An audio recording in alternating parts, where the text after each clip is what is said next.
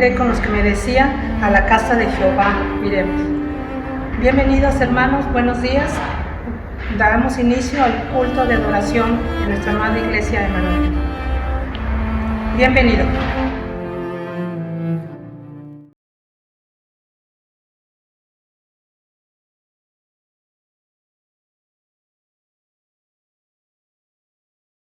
El llamamiento a la adoración lo tenemos en el Salmo 103, versículos 13 al 18. Como el Padre se compadece de los hijos, se compadece Jehová de los que le temen, porque Él conoce nuestra condición, se acuerda de que somos polvo. El hombre, como la hierba son sus días, florece como la flor del campo, que pasó el viento por ella y pereció, y su lugar no la conocerá más. Mas la misericordia de Jehová es desde la eternidad y hasta la eternidad sobre los que le temen, y su justicia sobre los hijos de los hijos, sobre los que guardan su pacto y los que se acuerdan de sus mandamientos para ponerlos por obra. Palabra de Dios. Amén.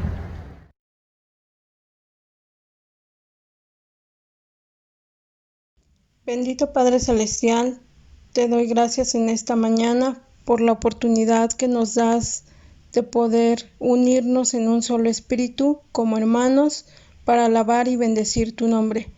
Te pido que te agrades de los cantos, de las oraciones y de la exposición de tu palabra y que abras nuestro entendimiento y nuestro corazón para entender lo que tú quieres de nosotros. Todo esto te lo pido en el nombre de tu Hijo amado Cristo Jesús. Amén.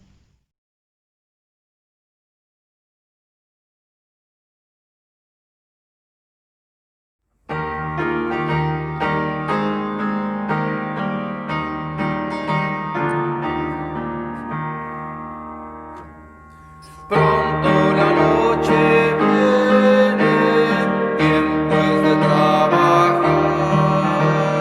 Los que luchan por Cristo, no hay que descansar. Cuando la vida es sueño, gozo, vigor, salud, y es la mañana hermosa de la pronto la noche viene, tiempo es de trabajar. Para salvar al mundo hay que batallar. Cuando la vida alcanza toda su esplendidez, cuando es el mediodía de la madurez. Pronto la noche viene, tiempo es de trabajar. Si el pecador perece, idlo a rescatar. Aún a la edad provecta, débil y sin salud, aún a la misma tarde de la senectud. Pronto la noche viene, listos a trabajar, listos que muchas almas hay que rescatar. Quien de la vida el día puede desperdiciar, viene la noche cuando nadie puede obrar.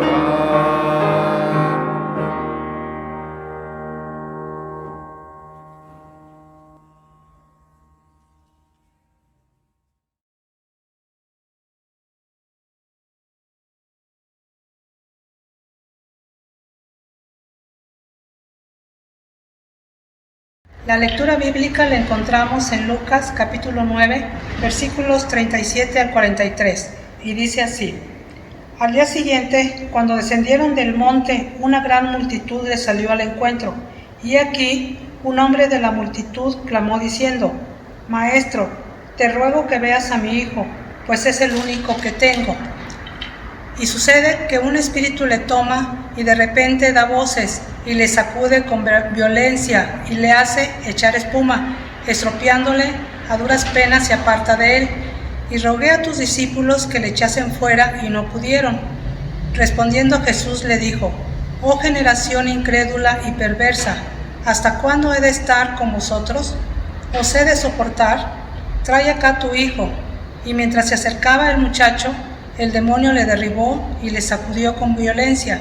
Pero Jesús reprendió al espíritu inmundo y sanó al muchacho y se lo devolvió a su padre. Y todos se admiraban de la grandeza de Dios. Palabra de Dios.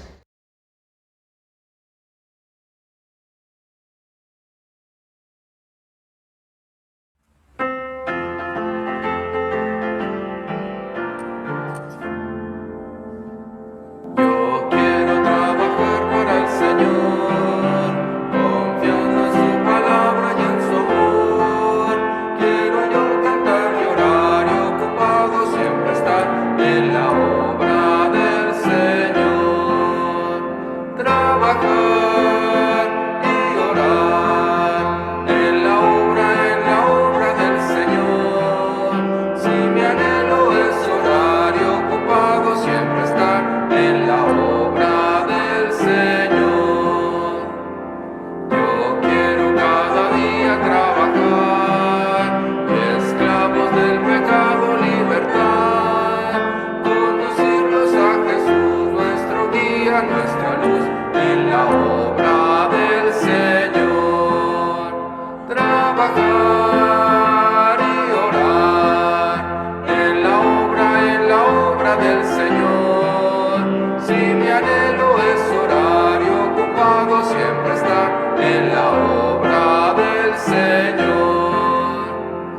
Yo quiero ser un obrero de valor, confiando en el poder del Salvador. El que quiera trabajar hallará también lugar en la obra del Señor. Trabajar y orar en la obra del Señor. Si mi anhelo es orar y ocupado siempre estar en la obra del Señor.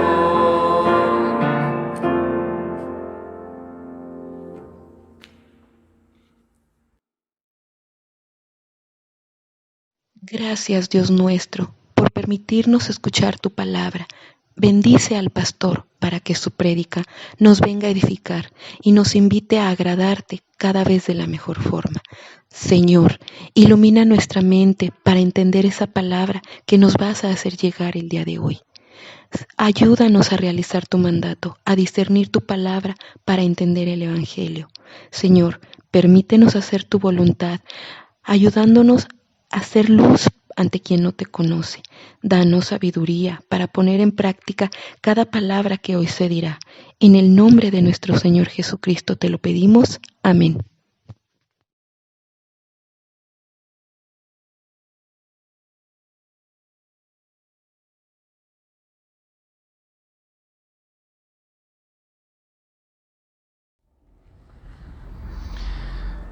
Imagínense por un momento una familia que se accidenta en la carretera.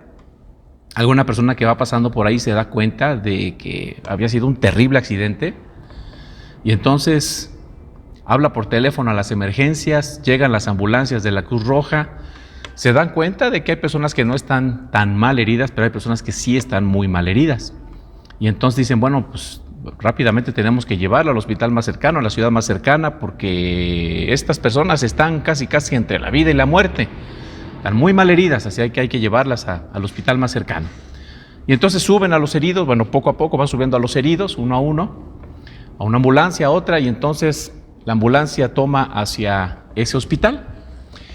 Se perfilan en esa clínica, llegan a la sala de emergencias, se colocan en la rampa justo para sacar la camilla, salen los paramédicos de la ambulancia, abren a la ambulancia por la parte de atrás, sacan la camilla y desean inmediatamente meterlos a la sala de emergencia, a estas personas que están heridas. Pero se dan cuenta de que las puertas de la sala de emergencia están cerradas Y entonces, de manera desesperada, comienzan a tocar, porque una sala de emergencia no debería estar cerrada, debería estar precisamente lista para recibir a las personas que se encuentran heridas, que se encuentran en peligro de muerte. Así que están tocando con desesperación y se dan cuenta que pues ahí está la sala de emergencias prácticamente vacía. Y entonces por ahí tranquilamente se acerca el guardia por dentro y les pregunta desde la puerta de cristal que qué quieren. Y entonces estas personas dicen, pues tenemos aquí personas heridas que acaban de tener un accidente y necesitamos una atención urgente, ¿no? Pensemos que este hospital es un hospital con el personal suficiente, con los medicamentos y todo lo necesario para poder atender a las personas, con oxígeno, con camillas, con salas de cirugía listas, preparadas, equipadas para que estas personas fueran, en caso necesario, operadas. En fin, cuenta este hospital con todas las instalaciones debidas para poder brindar el apoyo a estas personas que se encuentran entre la vida y la muerte, se encuentran muy heridas. Sin embargo, el cuidador, el vigilante que está ahí en la entrada de la sala de emergencias dice, no puedo abrir en este momento la sala de emergencias. Y entonces, pues les da mucho coraje a los paramédicos porque dicen, no es la primera vez que nos pasa esto en este hospital justamente, e irnos a otro hospital es mucho tiempo y estas personas podrían morirse. Sin embargo, el señor de vigilancia dice, no les puedo abrir. Y entonces los paramédicos preguntan, pero ¿por qué no nos puede abrir? ¿Qué es lo que pasa? Si hay médicos, hay enfermeros, está todo preparado para poder ayudar a esta gente que se encuentra necesitada en este momento. Pero el vigilante dice, bueno, lo que pasa es que esta semana cumplieron años 2 de los enfermeros. Y entonces todos los que estaban en la sala de emergencia se fueron a festejar a estos 2 enfermeros. Entonces están ahí metidos en alguno de las oficinas más amplias. Pues están partiendo el pastel, están cenando y nos dijeron que no los molestáramos, que estaban haciendo eso. Y entonces los paramédicos dicen, bueno, ¿y los demás? Bueno, hay otros médicos, pero esos médicos están allá en el 10º piso, están en la sala de juntas atendiendo asuntos administrativos, que si hay problemas con el aire acondicionado, que si hay problemas con los pagos para las personas, que si hace falta tal cosa, están metidos en la sala de juntas viendo las cuestiones administrativas y los otros médicos están atendiendo a las personas que ya están adentro. Así que no hay quien le ayude, no hay quien le apoye a estas personas.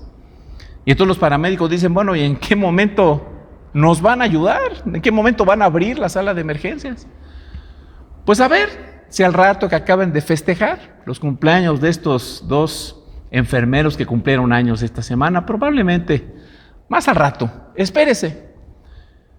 Y los paramédicos se quedan impotentes ante esta situación y los enfermos o las personas heridas por ese accidente, pues entre la vida y la muerte, esperando a ver en qué momento quieren los enfermeros ponerse a trabajar.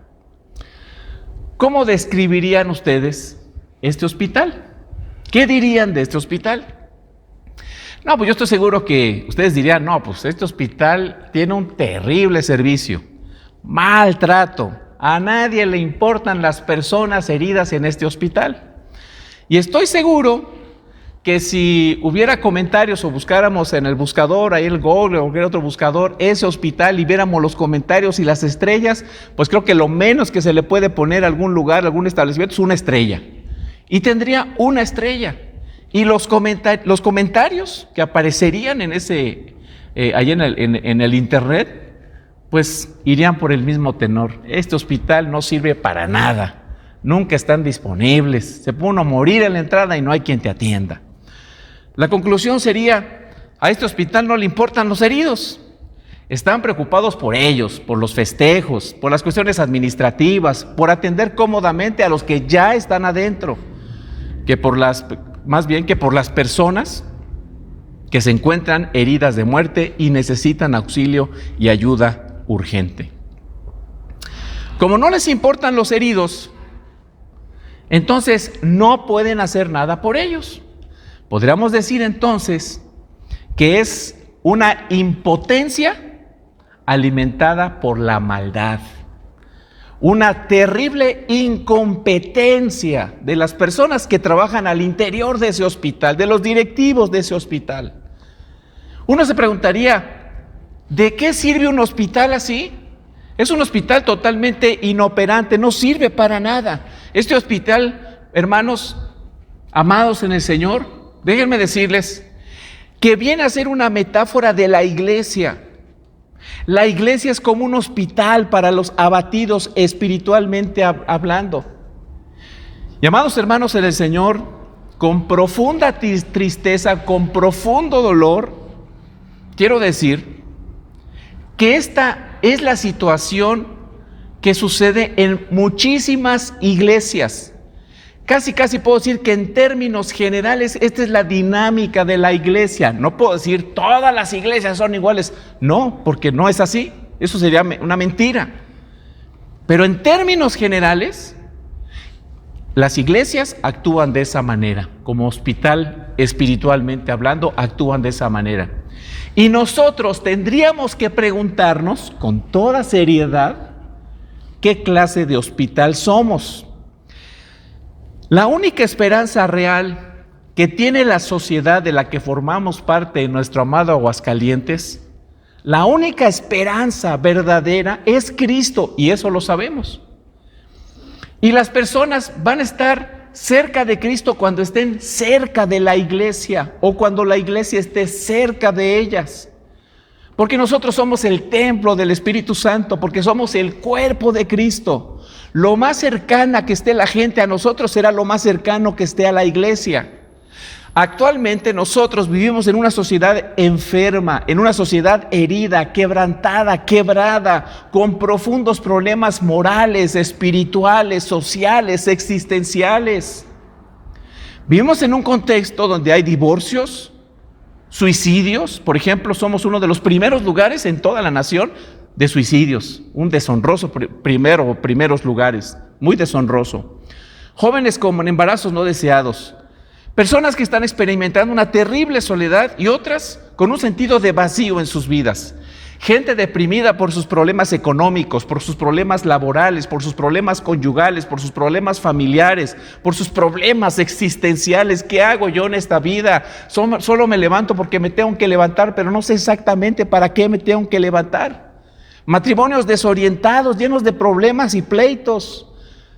Padres sufriendo por la drogadicción de sus hijos, por el alcoholismo de sus hijos, por las malas decisiones. Están viendo cómo sus hijos están tomando tan malas decisiones y los padres no saben cómo orientar, cómo ayudar a sus hijos en esta situación. Padres que a su vez son maltratados por sus hijos.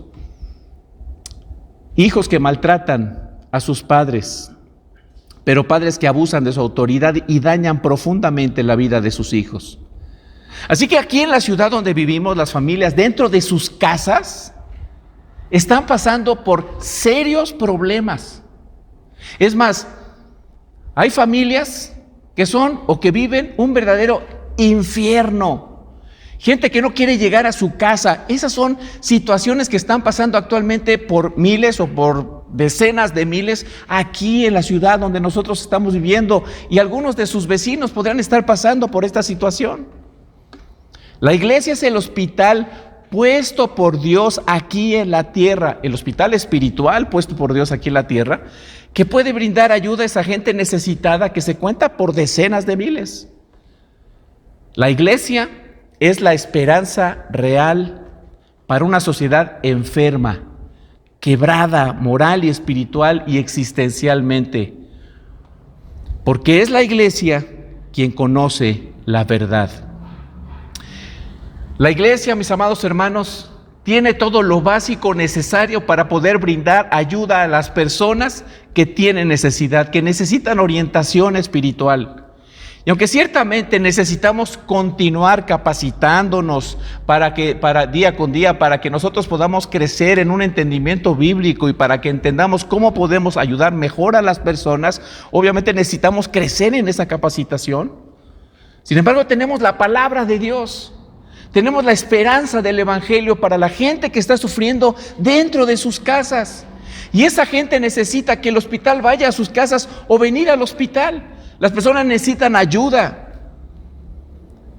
Pero ¿por qué llegamos a ser un hospital espiritual, usando esta metáfora? ¿Por qué llegamos a ser un hospital espiritual inoperante? ¿No se han preguntado por qué la gente no llega a la iglesia? ¿Por qué la gente no se interesa por la iglesia? Una ocasión un maestro del seminario nos hizo una pregunta interesante que yo les comparto en esta mañana. ¿Qué sucedería si el día de hoy esta iglesia desapareciera? ¿Quién la lloraría? ¿Quién diría, no es posible, esta es una tragedia, que esta iglesia que estaba en Montoro era una ayuda social tremenda? ¿Quién la lloraría? ¿O simplemente pasaría desapercibida? La realidad, tristemente, es que estamos absortos dentro de nosotros mismos. No queremos salir de nuestra zona de confort, no queremos dejar a un lado nuestra comodidad, no queremos dejar nuestra apatía. Es tan difícil para nosotros dejar de lado nuestra apatía, pero con una actitud así, ¿a quién podemos ayudar? ¿Cómo podemos brindar ayuda? ¿Cómo podemos hacer la diferencia en la sociedad donde vivimos si somos tan apáticos simplemente para participar de las actividades de la iglesia? No estamos dispuestos a ser mejor entrenados para brindar la ayuda necesaria, porque para ser mejor entrenados se necesitan ganas, tiempo, deseos, invertir esfuerzo, tiempo, dinero inclusive, estar dispuestos a morir a nosotros mismos. Somos lamentablemente un hospital equipado con todo lo que se necesita para recibir a los heridos. Tenemos a Cristo, tenemos al Espíritu Santo, tenemos todo para poder recibir a los heridos. Pero somos un hospital deficiente, muy deficiente, con una sala de urgencias, una sala de emergencias prácticamente vacía, debido a que tenemos una política de puertas cerradas. Y no me refiero a las puertas físicas, me refiero a la actitud de nuestro corazón. No nos interesa la gente, no nos interesa lo que están sufriendo. Regularmente, así es. Generalmente la conciencia del cristiano descansa en entregar folletos, en repartir folletos. No, ya evangelizamos, repartimos folletos. Hermanos, podemos pagarle a alguien para que se memorice las 4 leyes espirituales y entregue folletos. Y podemos pagarle y esa persona va a hacer el trabajo. Pero en eso descansa nuestra conciencia. ¿Qué estamos haciendo para alcanzar una sociedad enferma que está sufriendo? Si somos bien honestos, la verdad, poco, muy poco. Y ese muy poco es insuficiente. Yo le hago una pregunta. ¿Esto nos quita el sueño? La respuesta tendría que ser, la verdad es que no. Dormimos tranquilos. No nos importa lo que está pasando allá afuera. Solo lo que pasa aquí dentro, y eso, a veces. Déjenme decirles que esto no es algo nuevo. Ya en los tiempos del Nuevo Testamento sucedía algo similar. Lucas capítulo 9, versículo 37 al versículo 39, que dice lo siguiente. Al día siguiente, cuando bajaron de la montaña, le salió al encuentro mucha gente, es decir, a Jesús, después de que bajaron del monte de la Transfiguración. Y un hombre de entre la multitud exclamó: Maestro, te ruego que atiendas a mi hijo, pues es el único que tengo. Resulta que un espíritu se posesiona de él y de repente el muchacho se pone a gritar. También lo sacude con violencia y hace que eche espumarajos. Cuando lo atormenta, a duras penas lo suelta. Aquí tenemos, hermanos, a un padre de familia desesperado que va ante Jesús intercediendo por su hijo, pidiendo ayuda a Jesús, porque este muchacho está sufriendo mucho. Recabando la información de los otros dos evangelios, de los evangelios sinópticos, que cuentan, que narran también esta historia, podemos tener un cuadro completo de cuál era la situación real que estaba pasando en el interior de esta familia. Por principio de cuentas, la Biblia nos dice que este joven sufría una posesión demoníaca. Al parecer, esa posesión, por lo que dice la Biblia, era permanente, porque en el versículo 39 de aquí de Lucas, el pasaje que acabamos de leer de Lucas, versículo 39, el verbo poseer se encuentra en tiempo presente. Y el tiempo presente en el griego indica continuidad. Quiere decir que constantemente ese demonio estaba poseyendo a este muchacho, este espíritu maligno. Uno de los efectos de esta posesión era, dice la Biblia, que este joven gritaba desaforadamente y clamaba a gran voz. Imagínense ustedes que los padres, porque era el único hijo, estaban en la casa tranquilamente ya en la noche, dispuestos para irse a dormir. Tal vez la madre terminando de hacer los últimos quehaceres del día, el padre recogiendo algunas cosas y preparándose para el siguiente día, en un silencio alrededor de ellos y dentro de su propia casa. Y de repente este muchacho comenzaba a dar voces, ¡ah! Pero dice desaforadamente que hasta, me imagino, los vecinos lo escuchaban. Los vecinos ya estarían hartos de eso. Años escuchando lo mismo. Este joven gritando desaforadamente. Dice la Biblia, por otro lado, que el demonio le sacudía con tal violencia que este muchacho crujía los dientes y espuma salía por su boca. Después de esta situación, de que sucedía esto, de que crujía los dientes, de que salía espuma por la boca, dice la Biblia, se ponía rígido, algo así como un ataque epiléptico. Nuevamente los verbos crujir, gritar y sacudir son verbos, los tres, en tiempo presente, que significa continuidad. Esto no pasaba una vez cada 2 años. Yo he conocido personas que tienen ataques epilépticos y les pasa cada 2 o 3 años y tienen que cuidar determinados contextos para que no les suceda. Y pueden llegar a tener lapsos de 4, 5, 6 años sin tener ataques epilépticos. Pero este muchacho tenía algo así como un ataque epiléptico o ataques epilépticos por posesión demoníaca, pero era constante. ¿Ustedes se imaginan el sufrimiento para los padres? Estar viviendo con un muchacho que sufre de esta manera, no poder pensar en ir a algún lado porque pues seguro que a este muchacho le va a volver a suceder.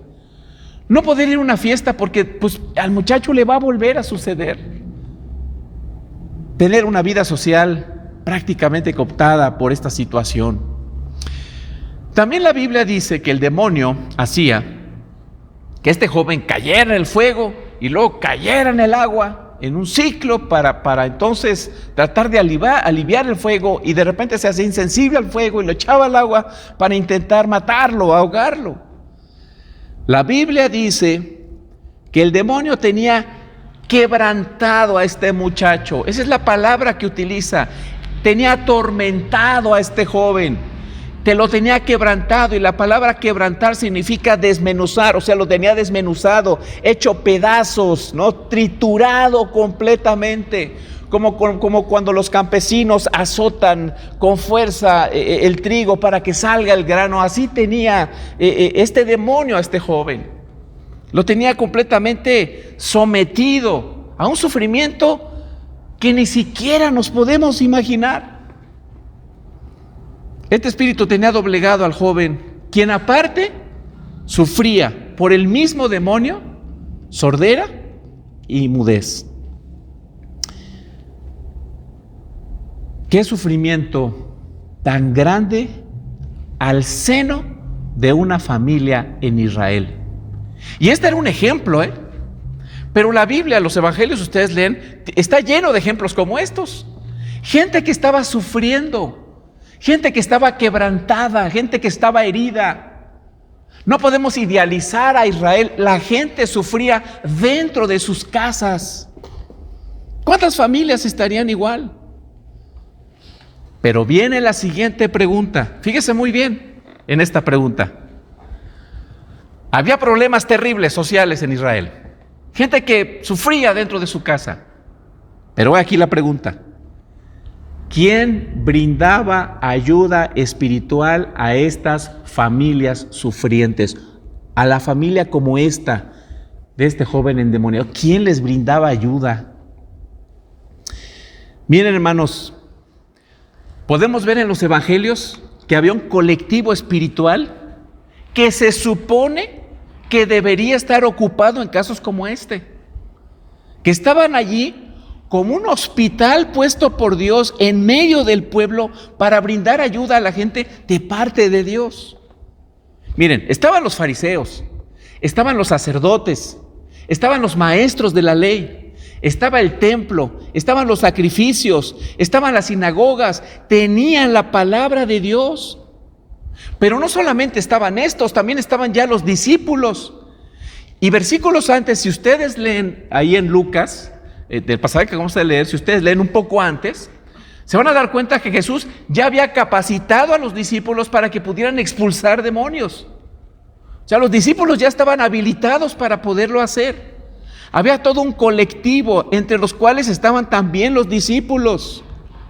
Pero vean ustedes la tragedia que vivía Israel. No había respuesta para la necesidad de este joven. Esta familia estaba vulnerable al demonio y no había absolutamente nadie que le pudiese brindar ayuda, que pudiese traer solución de parte de Dios a esta persona que estaba pasando por esta necesidad espiritual. Y la pregunta sería, pues ¿y de qué servía ese colectivo espiritual? Toda esta gente que representaba a Dios. Al final el Padre intercede por su Hijo y Jesús lo libera de este mal, pero vean lo que dice en Lucas capítulo 9, versículos 40 y 41. Ya les rogué a tus discípulos, dijo el padre de este joven, dice, que lo expulsaran, pero no pudieron. Y vean ustedes la respuesta de nuestro Señor Jesucristo. ¡Ah, generación incrédula y perversa!, respondió Jesús. ¿Hasta cuándo tendré que estar con ustedes y soportarlos? A mí me llama la atención que Jesús les llama perversos. Bueno, está bien que le diga, bueno, pues esto no lo pudieron hacer porque son incrédulos, porque les faltó fe. Está bien. Pero ¿por qué les llama perversos? No un perverso es un ladrón, no un perverso es un asesino, no un perverso es un idólatra, no un perverso es un hijo que maldice a su padre o a su madre, no un perverso es el que abusa de la autoridad que tiene como padre para sobajar, someter y maltratar a sus hijos. Ese es un perverso. Pero llamarle perverso a alguien porque fue impotente para poder liberar este demonio, ¿por qué el Señor le llama perversos? Regresamos a la introducción que mencionamos en el principio de este mensaje, donde usamos la metáfora, o más bien usamos el ejemplo de un hospital. Y en este hospital, si ustedes se acuerdan, estaban enfocados en cuestiones administrativas, en los pacientes que ya estaban dentro del hospital, pero la sala de emergencias estaba vacía y no había quien la atendiera. ¿Por qué? Porque andaban en festejos, porque no les importaban los pacientes, porque ahí andaban los doctores ahí viendo en su sala de juntas qué podían hacer por el hospital, pero no había quien atendiera en la sala de juntas a la gente herida. De la misma manera, usando esto como metáfora, a este colectivo espiritual le pasaba lo mismo. Estaban en todo, menos en lo que la gente necesitaba, menos en lo importante, la gente y la necesidad que la gente tenía de Dios. Los líderes espirituales de Israel, fariseos, maestros de la ley, sacerdotes, andaban muy ocupados pensando cómo matar a Jesús, porque le tenían envidia a Jesús. Ahí estaban pensando y alborotando a la gente y dividiendo al pueblo e intentando ponerle trampas a Jesús para matarlo. ¿Por qué? Le tenían envidia. Estaban muy ocupados intentando ganarse el reconocimiento de la gente, del público, la admiración de las personas. Estaban ocupados promoviendo las tradiciones religiosas de origen humano para las cuales vivían. Estaban enfocados en sus lucidoras vestimentas religiosas, en las reuniones del Sanedrín, poco productivas, hablando de cosas irrelevantes que a nadie le importaban. Estaban embelesados con el poder que no querían soltar. Ellos querían seguir teniendo el control y el poder de la espiritualidad de Israel. Prestigio, ganancias económicas, prejuicios, lucha por el poder, autoridad y control. Todo esto les importaba. ¿Y las necesidades espirituales de la sociedad, de la gente que sufría? Bien, gracias. Hay que con su pan se lo coman. Hay que se rasquen con sus propias uñas. Lo importante es lucir como personas moralmente justas y piadosas. ¿Y qué pasaba con los discípulos de Jesús? Por el contexto de Lucas podemos concluir que andaban exactamente igual que los líderes de Israel. Ahí andaban en la lucha por el poder. Si no, lea la sección posterior al pasaje que estamos abordando. Ahí andaban en la lucha por el poder. ¿Quién quería estar a la diestra de Jesús? ¿Quién a la siniestra de Jesús? ¿Quién quería tener autoridad en el reino? Ahí andaban peleándose por tener autoridad. Y había una tremenda rivalidad y celo entre ellos. Ellos estaban ávidos de reconocimiento, llenos de prejuicios respecto a quienes no eran judíos como ellos, faltos de caridad y amor por el prójimo. Es decir, esa incredulidad no era una incredulidad inocente, no era una incredulidad pía. Esa incredulidad por la que no habían podido ayudar a ese joven poseído, esa incredulidad estaba alimentada por la perversidad. No solamente eran incrédulos, la incredulidad era manifestación externa de la maldad, de la perversidad que había en el corazón de ellos. ¿Cómo iban a poder ayudar a la gente en esas condiciones? Solo estaban pensando en ellos mismos. Todo el colectivo, de todos, no se hacía uno solo, de todos. Jesús, después de hacer lo que ellos no pudieron, les dice lo siguiente, Lucas capítulo 9, versículo 44. Jesús les dijo: presten mucha atención a lo que les voy a decir. El Hijo del Hombre va a ser entregado en manos de los hombres. En pocas palabras, Jesús le está diciendo: señores, el servicio cristiano se trata de sacrificio. No se trata de comodidad, de prestigio, de poder, de control, de privilegios, de apatía, de flojera. Esto no es compatible con el servicio cristiano. Así ustedes son enfermeros inútiles. No van a poder servir en el reino de esa manera y con esa actitud. El reino de los cielos se trata de servicio y el servicio se trata de sacrificio, de morir a nosotros mismos. Hoy, Dios ha puesto a su iglesia, así a nosotros, para brindar ayuda a las familias quebradas, heridas, desorientadas, perdidas, sin esperanza. Él nos ha puesto para darles eso que no tienen y que nosotros sí tenemos. Se llama esperanza y esa se encuentra en Cristo. Pero, he aquí viene una pregunta que me gustaría que la pensaran con toda seriedad, porque ustedes son parte de este hospital. ¿Qué clase de hospital somos? Piénselo. ¿Somos un hospital con enfermeros listos, prendidos, preparados, que tienen pasión por su oficio, que dicen: a ver, que vengan los enfermos, aquí estamos listos, para eso nos preparamos, tenemos todo el equipo, que vengan los heridos, aquí les vamos a brindar todo el apoyo posible para que puedan salir caminando por su propio pie de este hospital? ¿Somos un hospital así? O somos un hospital perfectamente equipado, con las puertas de emergencia cerradas, distraídos en lo administrativo, en festejos, en tradiciones, en alabarnos los unos a los otros, en celo por mantener nuestros privilegios, controlados por el miedo de perder lo poquito que tenemos, nuestro coto de poder, que nadie nos lo quite.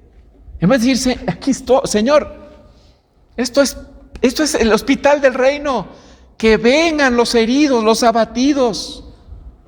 Somos una iglesia, somos un hospital espiritual con una política de puertas abiertas, y nuevamente no me refiero a la puerta física, me refiero al corazón. Esa actitud no tiene que ver con la puerta física, tiene que ver con la actitud de la iglesia, y puede ser en línea inclusive. Somos un hospital con ambulancias que van a la casa por el herido, con camillas listas y preparadas, que cada quien toma su lugar y hace lo que le corresponde hacer, con el fin de coadyuvar a salvar vidas de la gente quebrada. En un hospital así, como el que acabo de describir, no hay lugar para la flojera, no hay lugar para el egoísmo, no hay lugar para pleitos, desinterés, comodidad, crítica, apatía. No hay lugar para eso en un hospital que está vivo, activo, listo para servir al Rey, al Señor y dueño de los hospitales que hay en todo el mundo. Es la cadena más grande de hospitales en el mundo. Espiritualmente hablando, el hospital es la iglesia y no es el edificio. No estoy hablando del edificio, estoy hablando de nosotros, la gente. Nosotros somos a quienes Dios ha puesto aquí. Quiero concluir con esta reflexión. Quiero que por un momento cierren sus ojos y que imaginen que todos en la iglesia estuviéramos siendo constantemente entrenados para poder ministrar mejor a nuestra sociedad herida. Que en cada uno de nosotros hubiera el anhelo de servir, de dar su vida, su tiempo, sus energías para desarrollar el trabajo al que hemos sido llamados. Que el ambiente de la iglesia fuera un ambiente de gracia, atractivo para los pecadores, donde Jesús fuera el centro, donde nuestra pasión fuera servir a los pecadores llenos de problemas, pero que estuviéramos listos, preparados, conectados, prendidos, vivos, listos para servir. ¿Podrían siquiera imaginar qué sucedería en nuestra iglesia si esto fuera así? Hermanos, no habría espacio para meter a tanta gente, se los aseguro. En septiembre, por cierto, se abre la oportunidad, comenzaremos un curso de adiestramiento en consejería bíblica. ¿Quiénes son los enfermeros que dicen, yo quiero prepararme, yo quiero estar mejor preparado para cuando venga un matrimonio en problemas, venga un joven con problemas de alcoholismo, venga un hombre con problemas de pornografía, sepamos cómo ayudarles, cómo esgrimir la Biblia para saber qué decirles a esas personas? Estamos equipados por el Espíritu Santo para hacer la obra a la que hemos sido llamados, hermanos, a hacer. Pero nuevamente la pregunta, ¿qué clase de hospital somos? ¿O qué clase de hospital queremos ser? Quiera Dios que no nos deje dormir tranquilos el Espíritu Santo hasta que tomemos el lugar que nos corresponde en la iglesia. Digamos, yo quiero ser ese siervo, ese enfermero que esté listo para ayudar, para brindar el apoyo a la gente que lo necesita. Padre, te damos gracias por todas tus bendiciones. Gracias por tu palabra, Señor, que nos desafía, pero gracias porque hay esperanza en el Evangelio. Porque siempre, Padre, hay buenas noticias para nosotros que somos pecadores débiles, que buscamos nuestra comodidad. Padre, guíanos, bendícenos, fortalécenos, despierta, Señor, despiértanos de nuestra apatía y crea en nosotros un corazón avivado para tu gloria. Que sea tu Santo Espíritu el que nos guíe, Señor, para seguir creciendo en la fe y para poder impactar la sociedad en la que vivimos con familias sufrientes que necesitan del Evangelio. Te lo suplicamos, Señor, encarecidamente, confiando plenamente en el Evangelio, en Cristo Jesús. Amén y amén.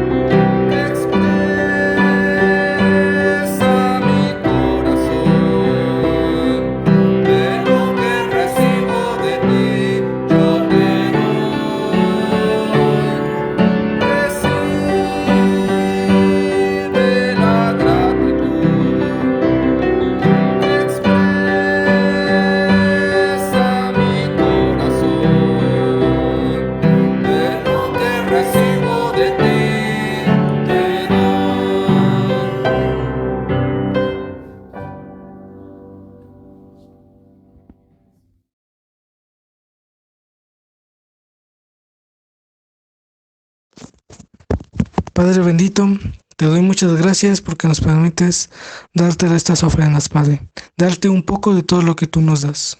Te pido, Padre, que estas ofrendas puedan ser llevadas a la iglesia y puedan ser utilizadas para el bien de la iglesia, Padre, para el crecimiento espiritual de la misma, Padre. Todo esto te lo agradezco en el nombre de Cristo Jesús. Amén.